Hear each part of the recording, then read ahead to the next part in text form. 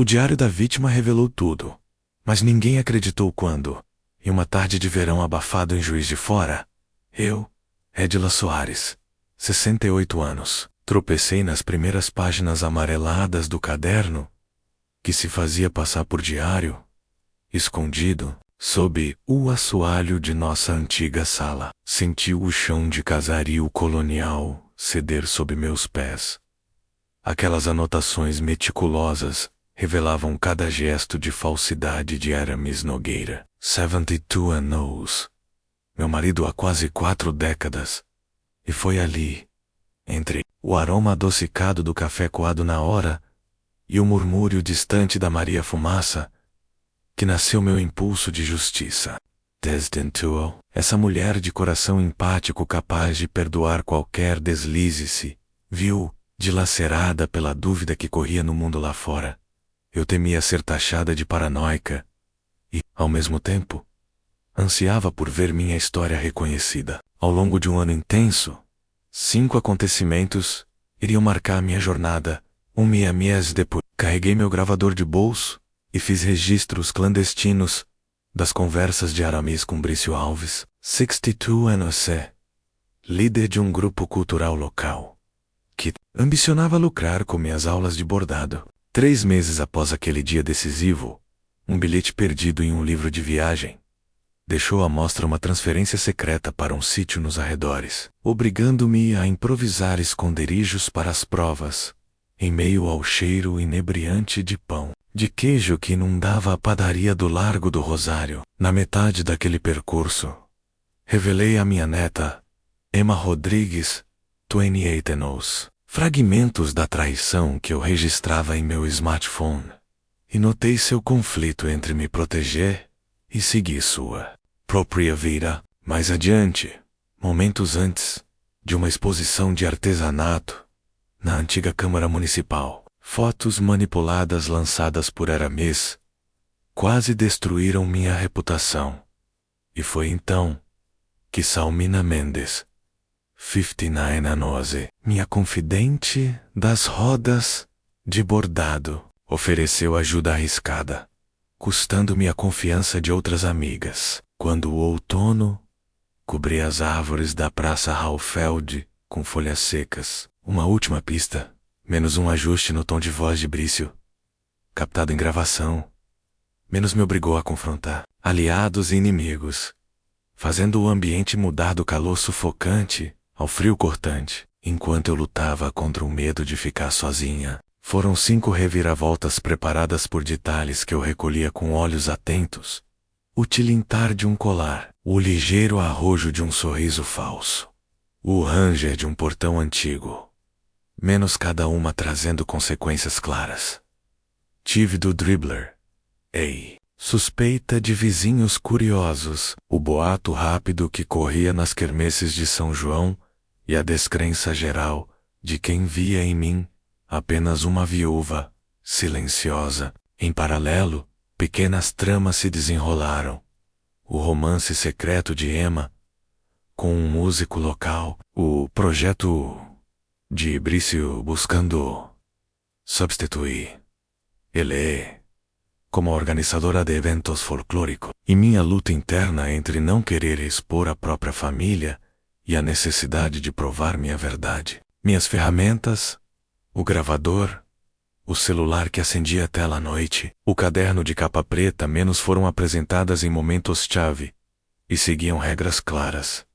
Nada de polícia, nada de processos. Aqui, as rodas de conversa e as evidências manuscritas eram o tribunal definitivo. Cada vitória saiu cara.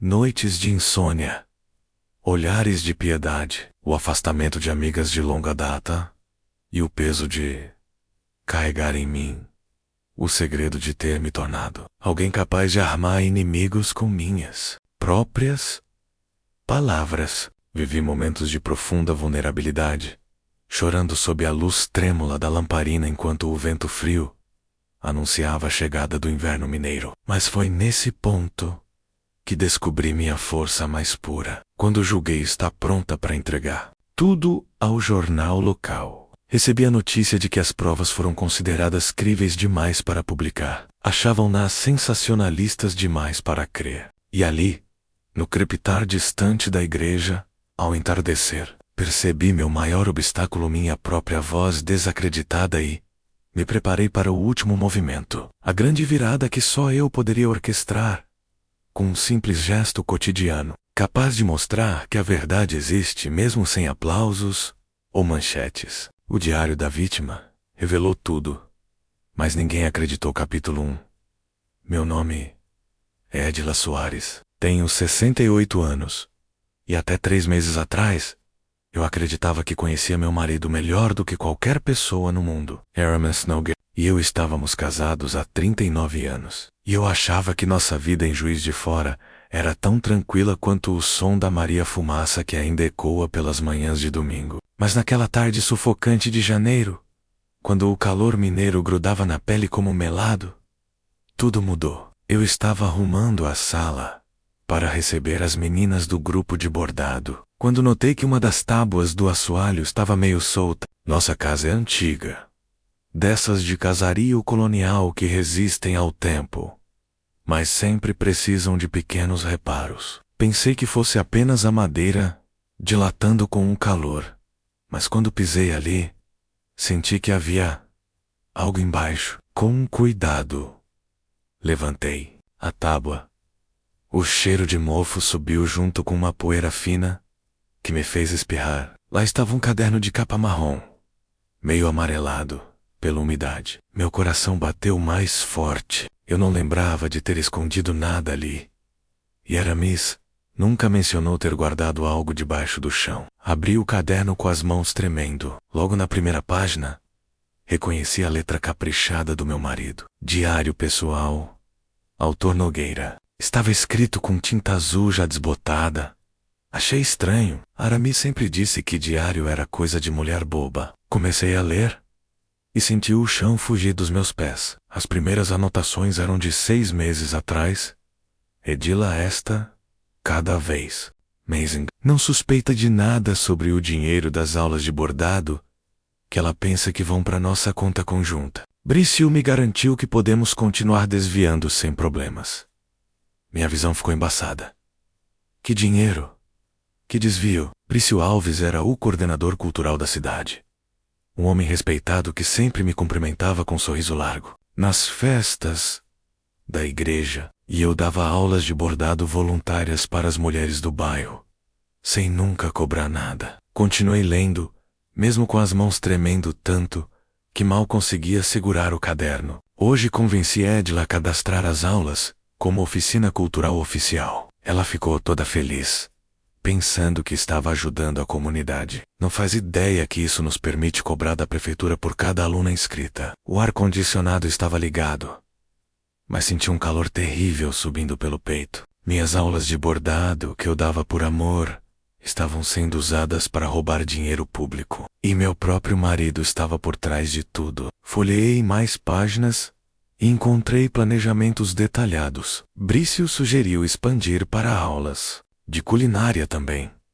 Edila tem jeito para isso. Vou convencê-la de que é uma forma de valorizar nossa cultura mineira. Havia até uma lista dos valores que eles recebiam por aluna cadastrada: R$ 200 por mês, multiplicado por 25 alunas. R$ 5.000 por mês que eu gerava sem saber, enquanto Aramis reclamava que nossa aposentadoria era pouca e que eu precisava economizar no mercado. O pior veio nas páginas seguintes. Aramis escrevia sobre como era fácil me manipular. Edila é muito emocional e confia em mim cegamente. Bastou dizer que estava orgulhoso do trabalho dela para ela aceitar qualquer coisa. Hoje ela até agradeceu por eu ter conseguido oficializar as aulas. Lembrei-me daquele dia. Eu estava tão feliz que preparei um jantar especial, com pão de queijo fresquinho e doce de leite caseiro. Chamei Emma, nossa neta, para comemorar. E ele estava mentindo para mim o tempo todo. Fechei o caderno e me sentei no sofá onde tantas vezes bordei ouvindo Aramis reclamar dos políticos corruptos na televisão. A ironia me cortou como agulha mal afiada. Aquele homem que dormia ao meu lado há quase 40 anos Era exatamente o tipo de pessoa que ele criticava. O relógio da parede marcava 3 da tarde. Aramis voltaria às 6, como sempre, trazendo o pão francês da padaria do Largo do Rosário e contando sobre o dia dele, na praça, com os amigos aposentados. Eu tinha 3 horas para decidir o que fazer. Peguei meu celular e quase liguei para Emma. Mas porém, o que eu diria? Sua avó descobriu que seu avô é ladrão? Não conseguia formar as palavras na cabeça. Caminhei até a cozinha e preparei café. Como fazia toda tarde há quase 40 anos, o ritual me acalmou um pouco. O cheiro do café coado, na hora sempre me trazia paz. Mas hoje, nem isso funcionou. Cada movimento automático, tirar a chaleira do fogo, coar devagar, mexer com a colherinha de prata que ganhei de casamento, parecia uma encenação. Voltei à sala e abri o caderno novamente. Queria ter certeza de que não estava enlouquecendo, que aquilo não era um pesadelo.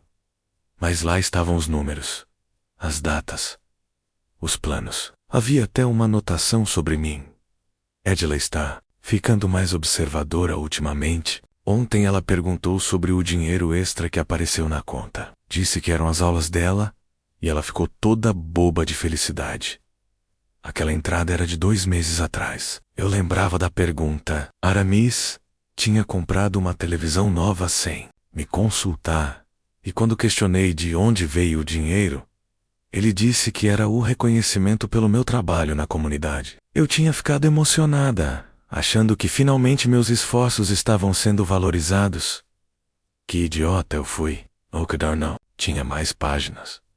Mas não consegui continuar lendo. Guardei tudo de volta, embaixo da tábua, tentando deixar exatamente como estava. Precisava de tempo para processar, para pensar. Quando Aramis chegou às 6 em ponto, eu estava na cozinha temperando o frango para o jantar. Ele me beijou na testa, como sempre fazia, e perguntou sobre meu dia, normal? Respondi, sem conseguir olhar nos olhos dele. As meninas vieram para o bordado. Dona Lourdes está melhorando muito no ponto cruz. Que bom, amor. Amor, você está fazendo um trabalho maravilhoso com essas mulheres. A voz dele era carinhosa, exatamente como sempre foi. A cidade toda reconhece sua dedicação. Ele não estava mentindo sobre o reconhecimento. O problema era que eu não sabia que havia dinheiro envolvido. E não sabia que ele estava roubando em meu nome. Durante o jantar, observei cada gesto dele, a forma como cortava o pão, como elogiava minha comida, como comentava sobre o calor, tudo igual ao que sempre foi. Mas agora eu sabia que por trás daqueles gestos familiares havia mentiras e traição. Você está quieta hoje, ele disse, servindo-se de mais pão de queijo. Só cansada. O calor está insuportável. É verdade. Pensei em instalar mais um ar-condicionado no quarto. O que você acha? Antes, eu teria ficado preocupada com um gasto. Agora eu sabia de onde viria o dinheiro para pagar. Sei Volkaat, que precisamos? Murmurei. Naquela noite deitada ao lado dele, escutei a respiração regular de Aramis e me perguntei há quanto tempo aquilo estava acontecendo. Quantas vezes ele tinha me usado? Quantas mentiras ele tinha contado? E-mails. Importante. O que eu ia fazer agora? O relógio marcava 2 da madrugada, quando finalmente adormeci, com uma certeza crescendo no peito como fogo lento. Eu não sabia ainda como, mas ia descobrir toda a verdade, e quando descobrisse, Aramis pagaria por cada mentira, por cada real roubado, por cada vez que me beijou na testa sabendo que estava me traindo. Mas primeiro, eu precisava de provas que ninguém pudesse questionar. Capítulo 2.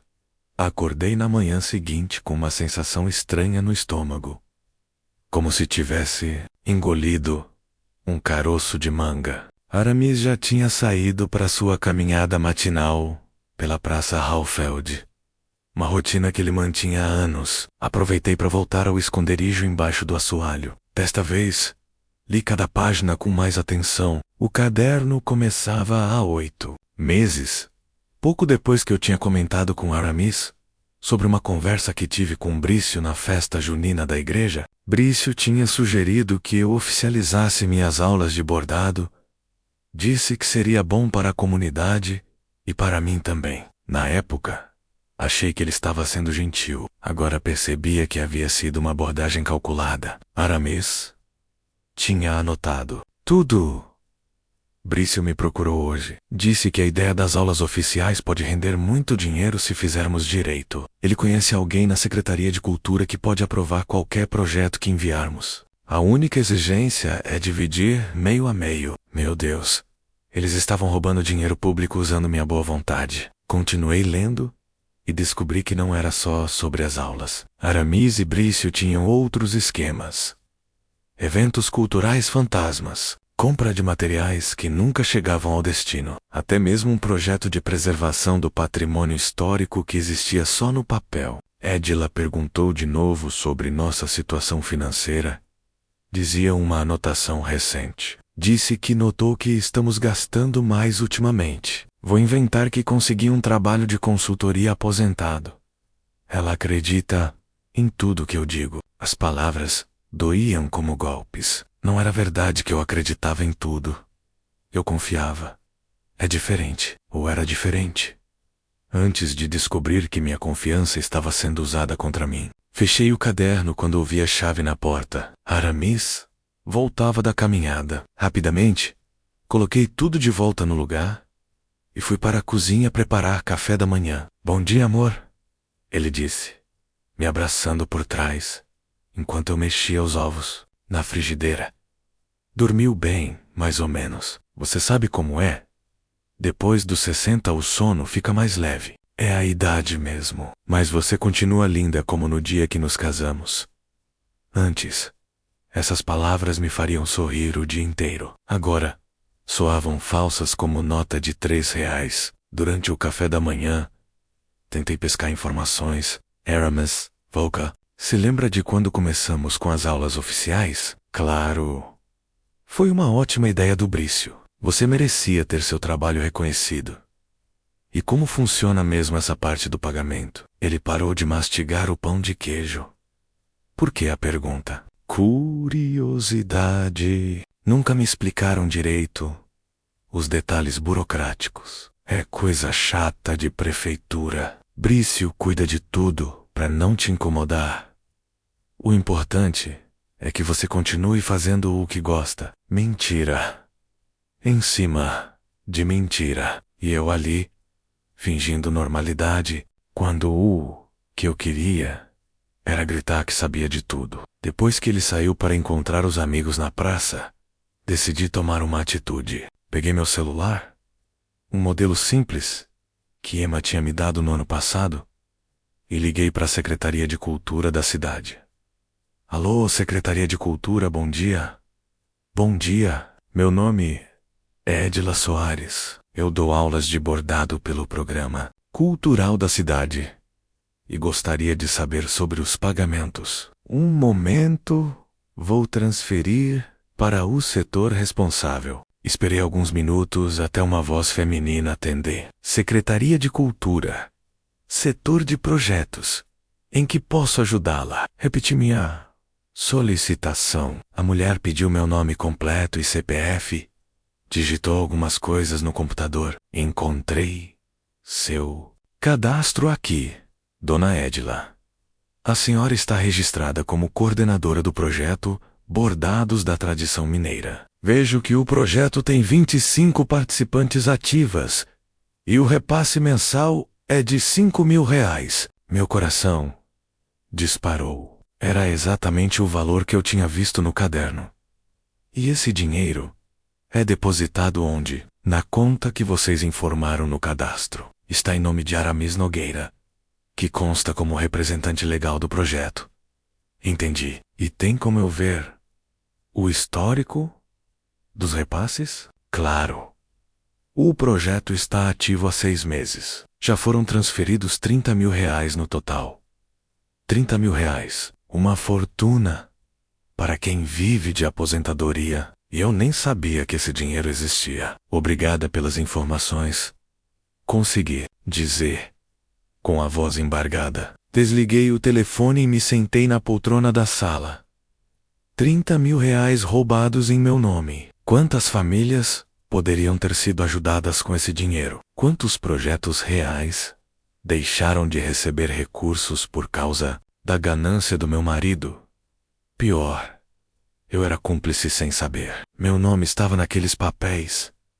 Meu CPF, minha reputação. Se descobrissem o esquema, eu seria presa junto com eles. Essa revelação me deu um medo terrível, mas também uma raiva que nunca tinha sentido antes. Aramis não estava apenas me traindo, estava me colocando em risco, estava destruindo a vida que construímos juntos por ganância. Naquele momento, tomei uma decisão.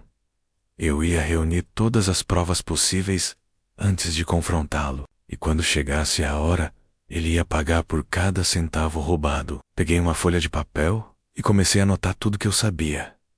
Datas, valores, nomes. Se eles podiam fazer esquemas, eu também podia fazer o meu. A diferença é que o meu seria para fazer justiça. Durante a tarde, quando as meninas vieram para a aula de bordado, observei cada uma com outros olhos. Dona Lourdes, viúva de 70 anos que economizava cada centavo da pensão. Neuza, mãe solteira que trabalhava como faxineira para sustentar 2 filhos. Todas ali porque queriam aprender algo novo, contribuir para a comunidade. E eu estava sendo usada para roubar dinheiro que deveria ajudar pessoas como elas. Você está diferente hoje, Edila, comentou Dona Lourdes, preocupada com alguma coisa. Não é nada, Dona Lourdes. Só o calor mesmo. Mas era tudo. Era a descoberta de que minha vida inteira estava construída sobre mentiras. Era saber que o homem que eu amava há 40 anos era capaz de me usar dessa forma. Quando as meninas foram embora, sentei na varanda e fiquei olhando o movimento da rua. Crianças brincando, vizinhos conversando, a vida normal de uma tarde qualquer, em Juiz de Fora. Tudo parecia igual, mas para mim, nada seria igual, nunca mais. Aramis chegou às 6, como sempre. Trouxe pão francês da padaria, como sempre. Me beijou na testa, como sempre. Como foi sua tarde, amor? Boa.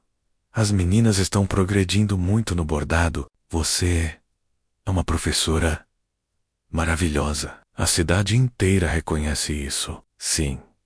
Reconhecia tanto que pagava 5 mil reais por mês pelo meu trabalho.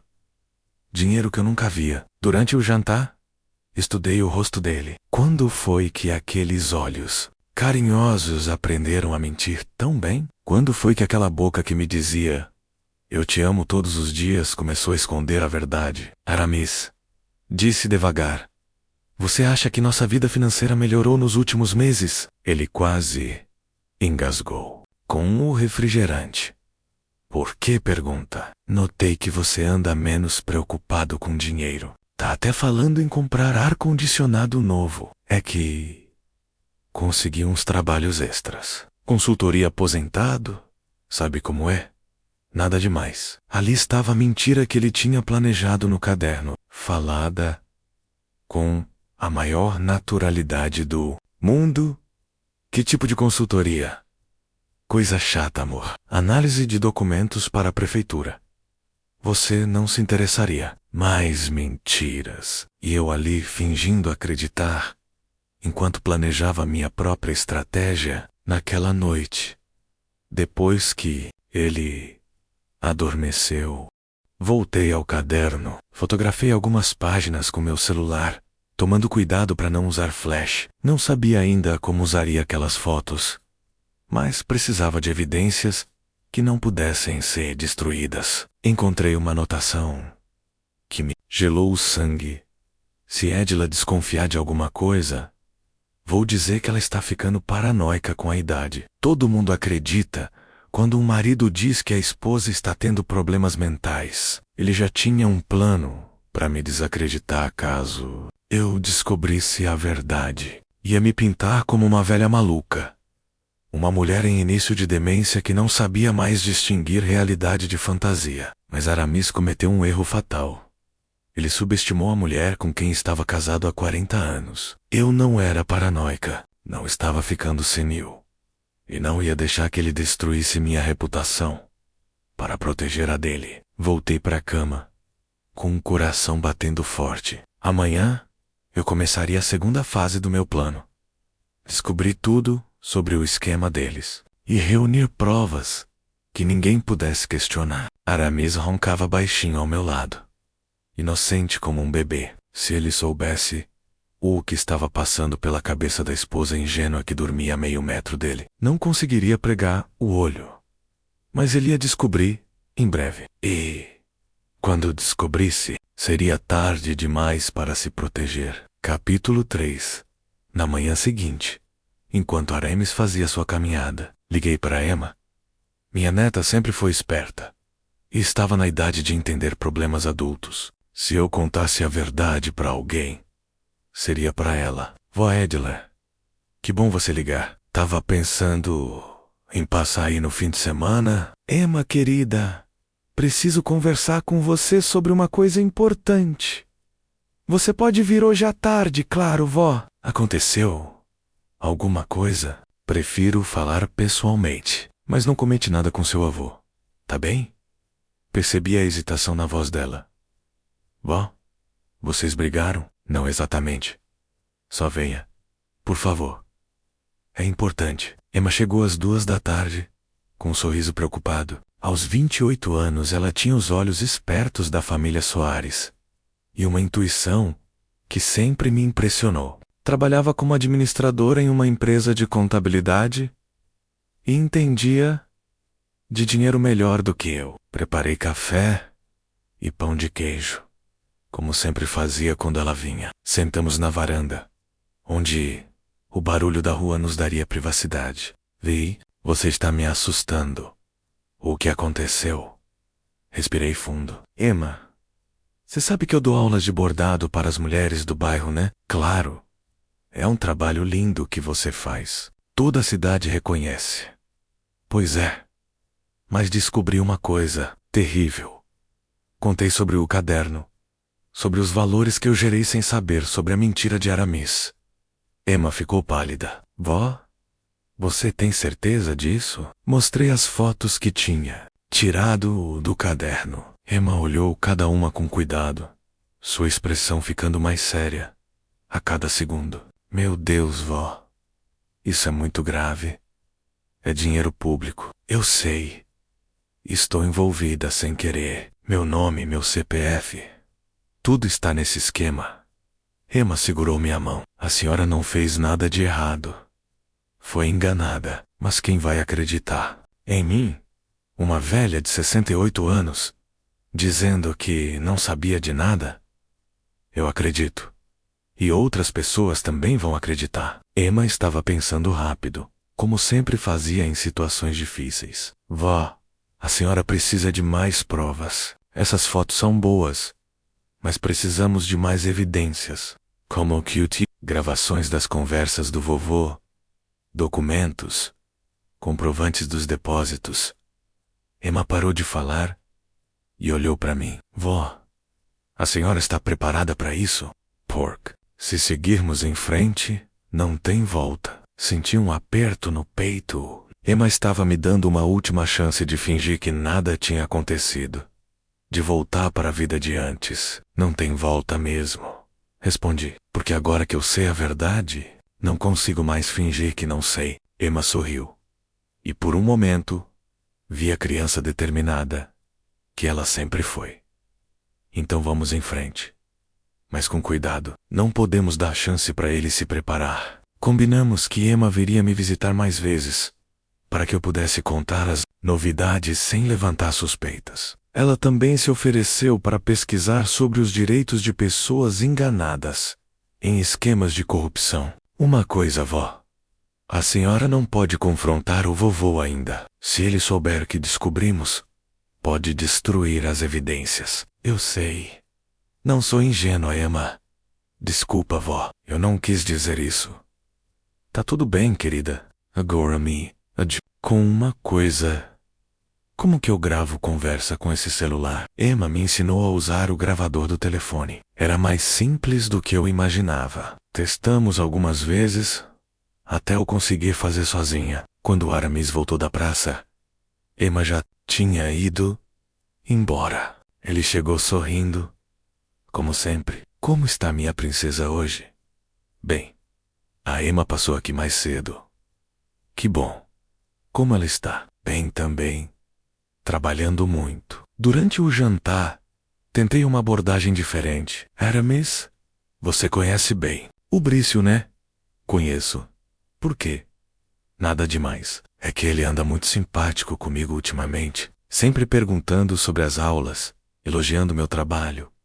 Aramis parou de comer. Ele não está sendo inconveniente. Está? Não.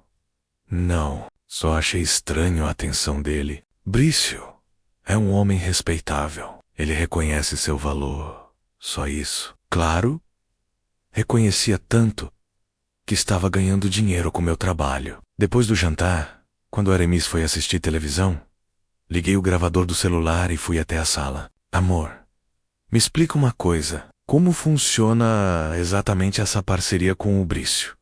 Que parceria? Das aulas oficiais. Você disse que ele cuida da parte burocrática. Aramis baixou o volume da TV. Por que tanto interesse nisso de repente? Curiosidade. Nunca me explicaram direito. Não tem muito o que explicar. Você dá as aulas, Brício cuida dos papéis, a prefeitura reconhece seu trabalho. Simples assim. E tem dinheiro envolvido? Um pouco. Ajuda de custo para material, essas coisas. Mentira. Não havia material nenhum sendo comprado. Eu usava minha própria linha, meus próprios tecidos.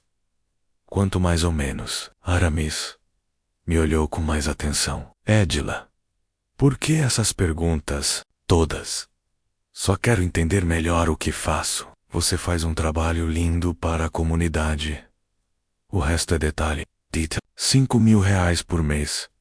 Era um detalhe para ele. Desliguei o gravador quando percebi que ele estava ficando desconfiado. Não era muito, mas já era alguma coisa. Naquela noite, deitada na cama, planejei os próximos passos. Precisava encontrar uma forma de gravar uma conversa entre Aramis e Brício. Precisava descobrir onde estava sendo depositado o dinheiro. E precisava fazer isso tudo sem levantar suspeitas. Aramis dormia tranquilo ao meu lado. 40 anos de casamento. E eu? Descobrindo só agora quem ele realmente era. Ou talvez ele sempre tenha sido assim, e eu tenha sido cega demais para perceber. Pensando bem, havia alguns sinais que eu ignorei ao longo dos anos. Aquela vez que ele disse ter achado dinheiro na rua. O presente caro que apareceu do nada. Forma como ele sempre soube de oportunidades que mais ninguém conhecia. Eu achava que ele era sortudo. Na verdade, ele era desonesto. O relógio marcava Hanoi, quando decidi que no dia seguinte começaria a fase mais arriscada do meu plano. Ia seguir Aramis, quando ele saísse para encontrar os amigos, para descobrir se ele realmente ia onde dizia que ia. Se Aramis pode mentir para mim durante anos, eu podia investigá-lo durante alguns dias. A diferença é que minha mentira tinha um propósito nobre. Descobri a verdade. Adormeci com uma mistura estranha de medo e determinação. Medo do que ainda podia descobrir. Determinação para chegar até o fim, não importasse o que custasse. Aramis roncou a noite toda, sem imaginar que a mulher que dormia ao seu lado estava se transformando em sua pior inimiga. Capítulo 4. A manhã seguinte. Amanheceu nublada, com aquele clima pesado que antecede chuva. Aramis saiu para a caminhada, como sempre. Mas desta vez eu decidi segui-lo. Esperei 5 minutos e saí também, mantendo distância suficiente para não ser vista. Ele seguiu o caminho normal até a Praça Raufeld. Cumprimentou os amigos aposentados que se reuniam todas. Esman Razoli. E se sentou no banco de sempre. Por quase 1 hora. Pareceu uma manhã normal. Eles conversaram, riram, reclamaram do governo. Mas então aconteceu algo diferente. Brício Alves apareceu na praça e acenou para Aramis. Os dois se afastaram do grupo e caminharam em direção à antiga estação ferroviária. Segui de longe, me escondendo atrás das árvores e barraquinhas de ambulantes. Eles pararam em um café pequeno, longe do movimento. Era perfeito para uma conversa reservada. Entrei no café 5 minutos depois e me sentei em uma mesa do fundo, pedindo apenas um cafezinho. Eles estavam do outro lado do ambiente, falando baixo. Liguei o gravador do celular e tentei me aproximar o máximo possível. Os próximos 3 meses, estava dizendo Brício, se conseguirmos mais 2 professoras como a Edila, dobramos o faturamento. Mais 2? A voz de Aramis tinha uma ansiedade que eu nunca tinha percebido antes. Conheço uma mulher que dá aulas de culinária no Santa Cândida e outra que ensina artesanato na Vila Ideal. Trabalho voluntário, igual ao da sua esposa. Meu sangue gelou. Eles queriam expandir o esquema. Usar outras mulheres como usavam a mim. Não sei. Brício, quanto mais gente envolvida, maior o risco. O risco vale a pena. Estamos falando de 15 mil reais por mês. Aramis. 15 mil. Aramis ficou quieto por um tempo. Eu podia vê-lo mexendo no açúcar do café, nervoso. E se descobrirem? Quem vai descobrir? As professoras não sabem de nada, igual a Edila. E na prefeitura, o pessoal que aprova os projetos está conosco. Está conosco como? Digamos que eles também recebem uma parte, um valor simbólico, para aprovar tudo, sem fazer perguntas. Corrupção em todos os níveis. Eu me senti enjoada. Quanto eles recebem? Perguntou Aramis. 1.000 reais por mês, cada um. 3 funcionários da Secretaria de Cultura. Barato, pelo serviço que prestam. 3.000 reais por mês só para comprar silêncio. E isso sem contar o que Aramis e Brício dividiam entre eles. Tudo bem, disse Aramis finalmente. Mas vamos com calma. Não quero chamar a atenção. Perfeito. Vou começar a sondar as outras mulheres esta semana. Eles se levantaram e saíram, cada um para um lado. Esperei mais alguns minutos antes de sair também. Meu coração batia tão forte que senti tontura. Voltei para casa, em estado de choque. Não era só sobre mim. Eles queriam destruir a vida de outras mulheres também. Usar a boa vontade delas para enriquecer às custas do dinheiro público. Aquilo mudou tudo. Não era mais só uma questão pessoal entre mim e Aramis. Era sobre proteger outras pessoas inocentes. Quando cheguei em casa, liguei para Emma. Vó, o que aconteceu? A senhora está com a voz estranha. Contei sobre a conversa no café. Emma ficou quieta por um tempo. Vó, isso é muito mais grave do que pensávamos. Elsa Steele, corrompendo funcionários públicos também. Eu sei. E querem envolver mais mulheres? A senhora conseguiu gravar? Consegui um pouco. Não sei se ficou claro. Manda para mim por WhatsApp. Vou ouvir e ver o que dá para entender. Mandei o áudio para Emma e fiquei esperando ela ouvir. 10 minutos depois, ela ligou de volta. Vó, tá um pouco baixo, mas dá para entender o essencial. Eles falam sobre dinheiro, sobre outras professoras, sobre gente da prefeitura. É suficiente como prova? É um começo. Mas precisamos de mais. E precisamos agir rápido. Antes que eles envolvam as outras mulheres. Emma tinha razão. Eu não podia deixar que outras pessoas passassem pelo que eu estava passando. Emma, você conhece alguém que entenda de lei? Alguém que possa nos orientar sobre o que fazer? Conheço sim. Um advogado que presta serviço para a empresa onde trabalho. Homem sério. De confiança.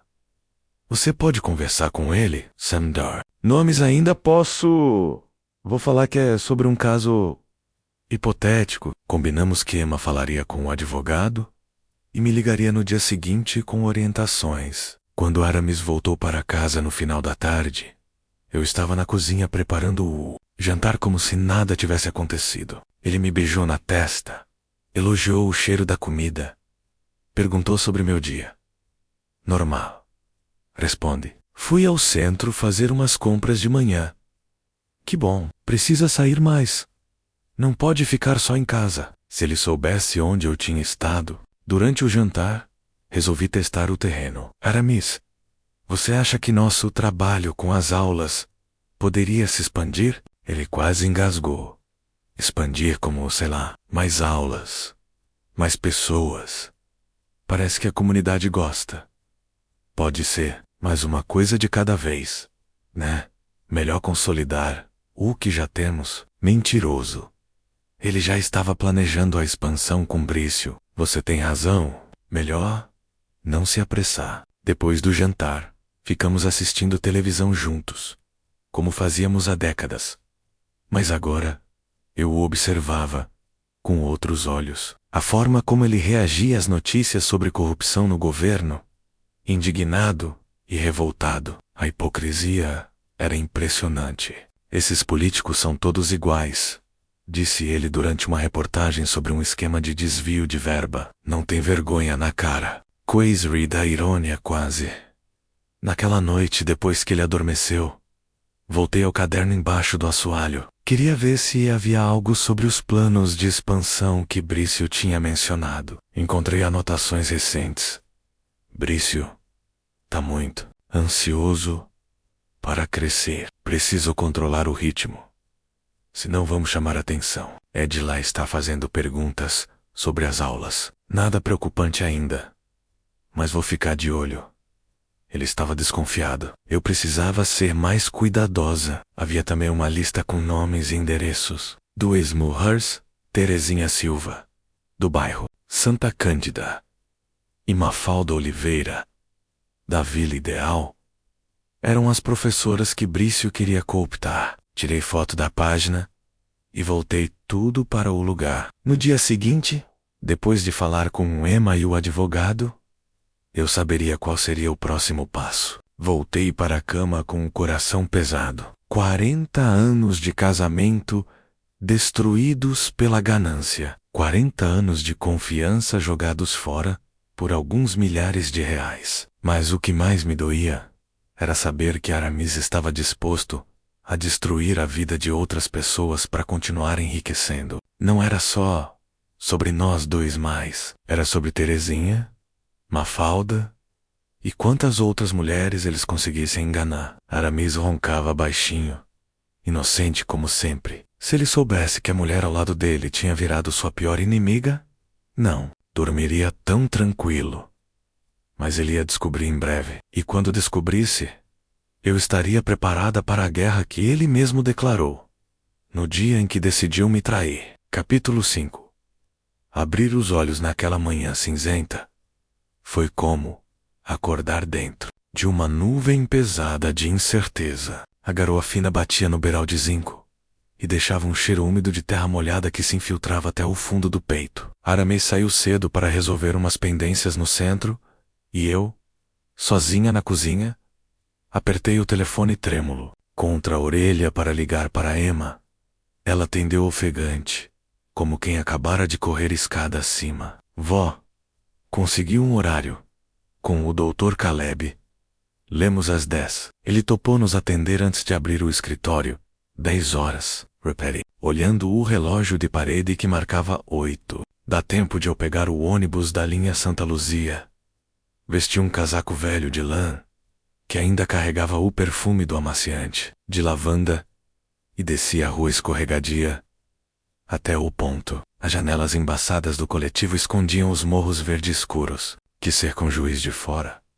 Mas o balanço do motor me ajudou a ensaiar mentalmente tudo o que diria ao advogado. Cada frase parecia costurada com a linha fina do medo. E se ele risse? E se dissesse que prova nenhuma?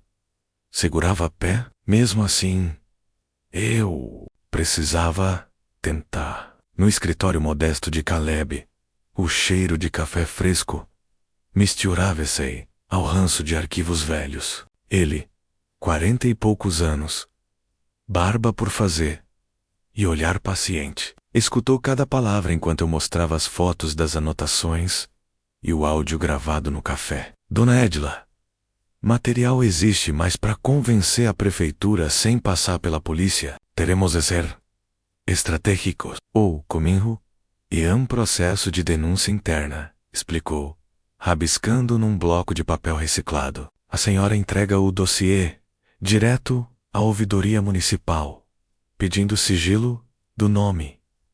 Eles são obrigados a abrir sindicância. Ouvidoria. Mas quem garante que não vaze meu nome? Perguntei, sentindo a garganta secar. Não há garantia absoluta. Só procedimentos. E podemos acrescentar testemunhas, documentos bancários e, principalmente, algo que comprove que sua assinatura foi usada sem permissão. Emma me apertou a mão, mas naquele instante entrou o primeiro obstáculo do dia. As cópias de extratos da conta-projeto só poderiam ser solicitadas pelo representante legal justamente Aramis. Sem isso, a ouvidoria poderia alegar falta de lastro financeiro. Saí do escritório mais pesada que entrei. A sorte, ou talvez o aviso divino daqueles sinos antigos da catedral, soprou logo depois, na esquina da rua Halfeld. Cruzei com Ariana Torres, 34 anos, servidora da Secretaria de Cultura, que sempre assistira às minhas oficinas quando adolescente. Ela sorria com o mesmo aparelho nos dentes de anos atrás. Dona Edila, quanto tempo? Ela me abraçou, sentindo meu casaco ensapado. Está tudo bem. O nó na garganta se desfez num impulso. Ariana, preciso de ajuda. Mas em sigilo, levamos a conversa para dentro de uma pastelaria de azulejos brancos. Entre o estalar da massa e o vapor de caldo de cana, contei o essencial. Ariana empalideceu quando mencionei os repasses. Eu cuido do protocolo interno dos pagamentos. Sei onde ficam as cópias de TEDs e recibos. Posso conseguir, mas vai me custar o crachá. Se descobrirem, ela topou mesmo assim. Foi a primeira reviravolta média que encheu meu peito de esperança e culpa. Alguém arriscaria o emprego por mim. Na volta para casa, o céu já abria restes de sol. Entrei pela porta da sala sentindo o cheiro familiar de canela menos Aramis. Assava rosca para o lanche das meninas do bordado, como se nada houvesse de podre naquelas mãos. Ele ergueu a cabeça, sorrindo. Se demorou. Foi aonde tão arrumada? Ao centro comprar linha nova? Estava em promoção. Afaguei o ombro dele por cima do avental, mas a mentira me queimou a língua. Ainda assim, liguei o gravador do celular antes que ele notasse.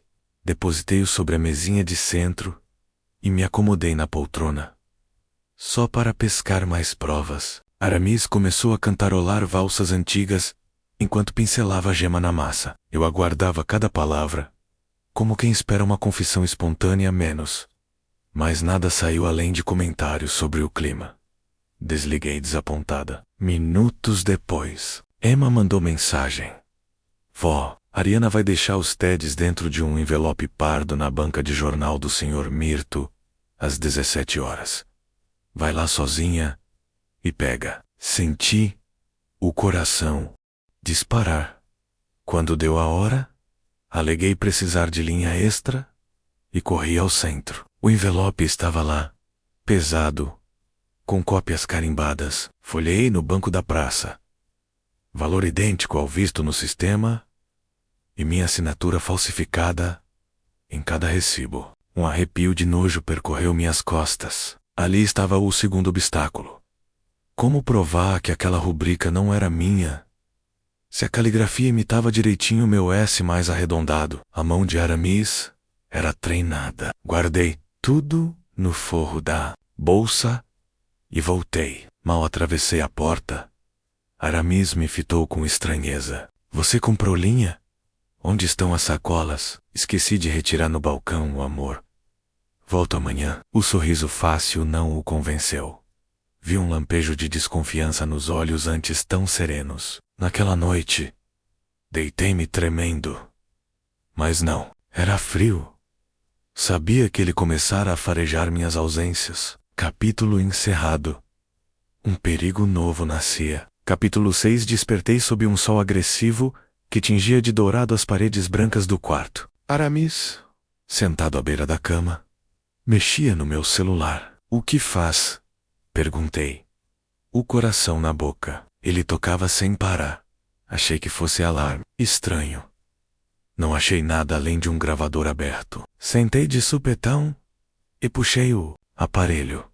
Deve ter ligado sozinho no bolso. Sabe como é tecnologia? Menos murmurei, tentando soar natural. Ele estreitou os olhos, mas levantou sem comentar. Na cozinha, o aroma de café forte se misturava ao cheiro de pão amanhecido, esquentando na chapa. O silêncio doía mais que grito. Meu primeiro passo do dia foi ligar para Emma, do telefone fixo, longe de ouvidos eletrônicos. Contei o novo problema. Aramis suspeitava. Emma respirou fundo. Vó, vamos trocar de aparelho. Passo o ID do trabalho com um celular velho da firma. Deixe o seu como está, para ele pensar que não há mais nada lá dentro. E os TEDs? Perguntei. Já escaneei e guardei em nuvem. Agora precisamos autenticar seu padrão de assinatura num cartório, sem que o vovô saiba. Se tivermos um laudo grafotécnico, prova a falsificação. Planejamos tudo, mas a vida se encarregou de cortar nossos fios. À tarde, quando ia ao cartório, encontrei Salmina Mendes sentada no banco da praça, olhos vermelhos. Edila, você está bem? Ouvi dizer que anda esquecendo as linhas, trocando datas das aulas. Meu estômago virou. Aramis espalhava que eu estava confusa, preparando o terreno do paranoica. E Salmina, minha confidente, dera ouvidos. Segurei o choro e menti que eram boatos. No cartório, outro obstáculo. Para reconhecer firma, eu precisava da carteira, do IDNED, que ficara em casa. Voltei correndo e encontrei Aramis no escritório, com o diário nas mãos. O sangue sumiu do meu rosto. Procurava minhas contas e achei isso, disse ele, erguendo o caderno. Por que mexeu onde não deve? A respiração falhou. Eu queria relembrar nossas memórias. Ele balançou a cabeça devagar. Paternal. Memórias. Ou desconfianças. Aramis, o que você está insinuando? Você tem estado diferente, Edila. Confusa. Esquece coisas. Inventa outras. Estou preocupado. Ali começou a primeira reviravolta pequena do dia. Ele tentava me gaslighting sem pudor. Engoli em seco e mudei de plano. Fingi fragilidade. Talvez eu esteja cansada. Desculpe-me, ser. Amor. Ele devolveu o caderno, mas mandou um recado. Qualquer dúvida, pergunte a mim. Estou aqui para cuidar de você. Dentro de mim, um grito de revolta quase explodiu. Naquela noite, enquanto ele tomava banho, saquei do fundo da gaveta um velho gravador de fita cassete. Herança de meu pai. Não dependia de senhas nem aplicativos. Perfeito para fugir do escrutínio digital de Aramis. Escondi-o dentro de uma lata de biscoitos e o carreguei por dias, gravando cada conversa suspeita. Dias depois, Caleb nos ligou com notícia amarga. A ouvidoria aceitou o dossiê anônimo, mas avisou que haverá auditoria surpresa em 10 dias. Se Aramis perceber, pode transferir dinheiro ou destruir papéis. Esse aviso virou a segunda reviravolta média. Agora, havia prazo, contagem regressiva, e eu precisava de algo que o prendesse de imediato. Ariana, corajosa, sugeriu pegar a autorização de saque, documento original com meu nome, que ficava num arquivo trancado. No sábado, Ariana entrou no arquivo, enquanto o chefe almoçava, e saiu com o envelope à mostra, dentro de um livro de atas antigas. A adrenalina fez minhas mãos suarem ao receber o pacote na praça. Na capa, meus dados e uma assinatura toscamente imitada. Mas como provar que eu não tinha assinado. Precisaria do laudo grafotécnico que o cartório exigia. E sem Aramis perceber a falta do documento original. Voltei para casa decidida a arriscar. Estava pronta para esconder o envelope no fundo de um baú quando encontrei, sobre a mesa, uma correspondência da prefeitura dirigida a mim. Convocação para esclarecimentos em procedimento administrativo. Fiquei gelada. A auditoria antecipara. Aramis. Do lado oposto da sala. Lia o jornal. Mas seus olhos vigiavam cada respiração minha. Era o terceiro obstáculo.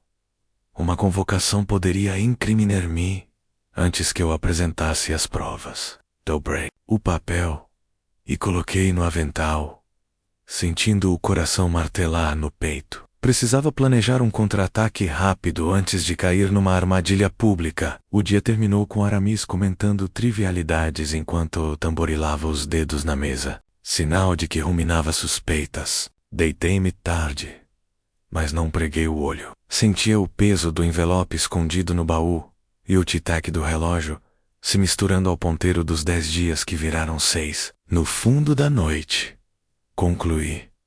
Eu lutaria contra aquela convocação, não em gabinetes, mas no único lugar onde Aramis não imaginaria menos o palco do Festival de Tradições Mineiras, onde toda a cidade se reuniria na semana seguinte. Lá, prova alguma poderia ser abafada por portas fechadas. Capítulo 7.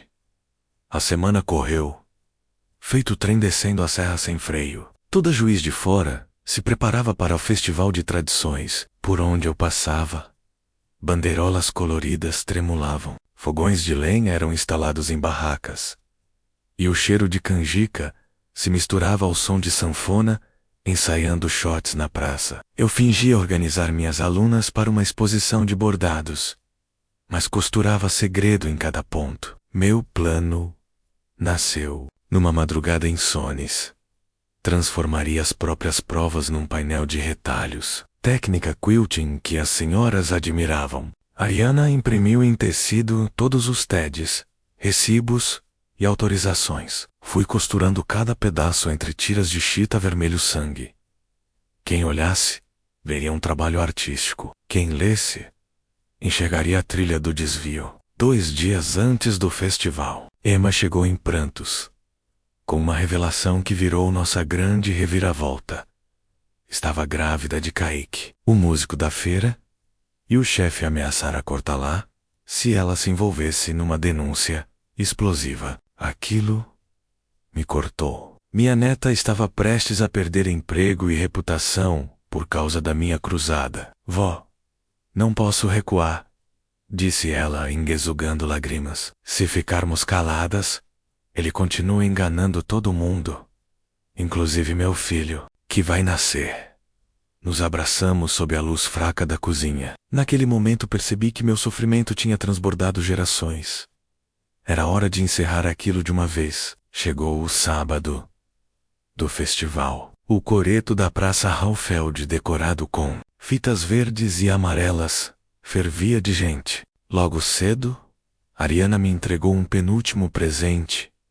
O laudo grafotécnico emergencial, confeccionado por um perito amigo dela, confirmando que a assinatura era falsificada. É oficioso, não oficial, mas serve para virar opinião pública. Avisou. Guardei-o na bolsa, junto ao áudio da conversa no café, gravado em fita, menos Ariana convertera, para CD, meia hora antes da minha apresentação. Aramis veio abraçar-me.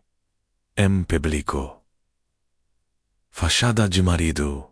Exemplo. As luzes da tarde refletiam suor na testa dele. Tenho orgulho de você, sussurrou-me ao ouvido. Espero que continue tendo, respondi sem encará-lo. Quando anunciaram mostra de bordados da Dona Edila Soares, subi eu ao palco, carregando o grande quilt enrolado. Respirei fundo ao microfone. Boa tarde, conterrâneos. Hoje, trago muito mais que linhas coloridas. Trago verdades costuradas. Menos comecei, sentindo os joelhos tremerem sob o aplauso incauto. Desenrolei o painel, e a plateia silenciou ao enxergar, entre flores bordadas, cópias de comprovantes bancários e autorizações com meu nome. Uma onda de murmúrios se espalhou. O prefeito, presente na primeira fileira, ergueu as sobrancelhas. Aramis, perto do camarim, empalideceu como cal. Tentei manter a voz firme. Por meses, meu trabalho voluntário foi usado para desviar verbas públicas. Os detalhes estão aqui. Para quem quiser ler, minha assinatura, falso. O laudo grafotécnico está nesta bolsa. As gravações, aqui neste CD. Entreguei o envelope a um assessor do prefeito. Diante de todos, lá embaixo, Brício surgiu, rosto em chamas, e começou a gritar que era armação. A confusão tomou conta. Pipoqueiros pararam carrinhos, crianças largaram balões, gente sacou celulares para filmar. Aramis subiu as escadas do palco, olhos faiscando, segurou meu braço com força. Desça já. Está se humilhando.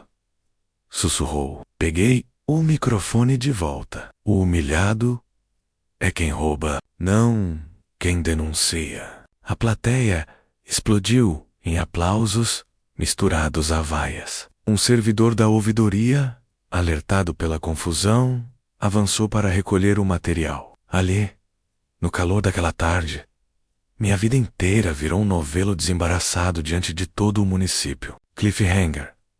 Eu não sabia se a prefeitura me acolheria ou me culparia.